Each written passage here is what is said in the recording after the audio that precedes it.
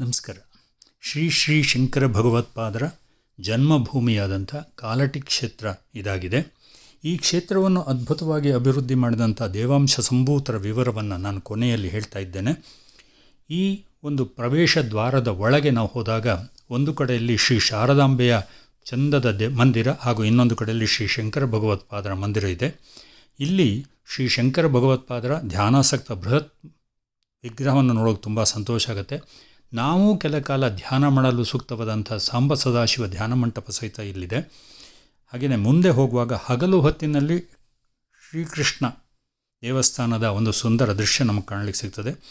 ಶ್ರೀ ಭಗವತ್ಪಾದರ ಜೀವನದ ಎರಡು ಪ್ರಮುಖ ಘಟನೆಗಳನ್ನು ವಿವರಿಸುವಂಥ ವರ್ಣಚಿತ್ರ ಗೋಡೆಯ ಮೇಲೆ ನಮಗೆ ತುಂಬ ಆಕರ್ಷಣೀಯವಾಗಿದೆ.